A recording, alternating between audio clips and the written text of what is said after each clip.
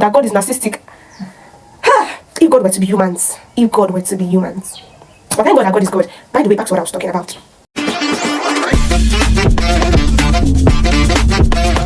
Imagine a blacksmith furnace.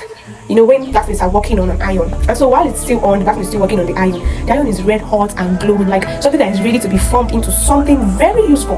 And then the blacksmith walks away, leaving the items, like leaving it, not holding it again. And then there is the iron.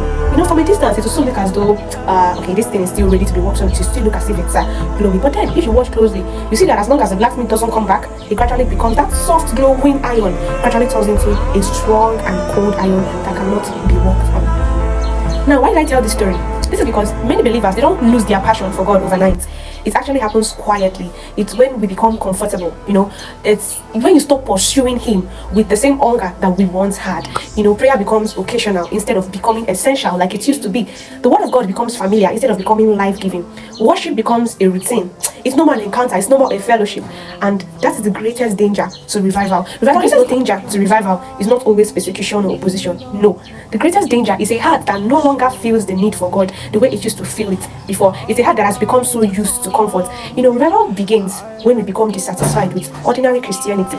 Revival begins when we refuse to settle for yesterday's encounters, and when we actually decide every day to keep pushing on, to keep knowing more, to keep inquiring, to know more of God.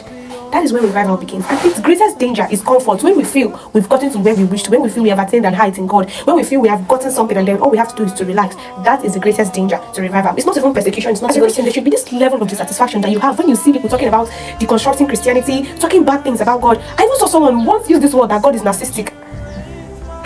If God were to be humans. If God were to be humans. But thank God that God is good. By the way, back to what I was talking about. This should push you to leave your comfort zone and do everything it takes to pray and ensure that revival reaches the land. We need God to be seen. Get rid of comfort. Strive, pushing. Their depths in God, their heights in God is not touched. Keep going and you will find them. He even said it, as you behold, you become like Him. As long as you've not become like God, you still see some elements of flesh in you. Or even if you think you have become like God, keep pushing. Keep pushing. There are a lot you can do in God. There are a lot of people that you can bring to Him.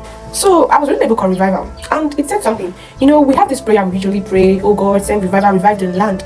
But revival of the land begins when we, the Christians, are already revived. When we are revived, it enables, you know, the atmosphere to function in line with this revival. It even revives us to push deeper into doing the work to actually cause revival to happen. So revival is not just something that you believe God will just come down and push everybody and everyone will be revived. It has to start with you. You have to be revived. And the greatest danger, the greatest enemy of revival is comfort. When you do not see that there are things that you actually have to do to bring this revival, it actually brings a lot of danger.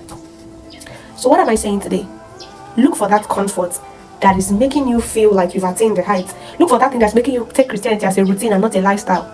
And get rid of it. Yes, get rid of it.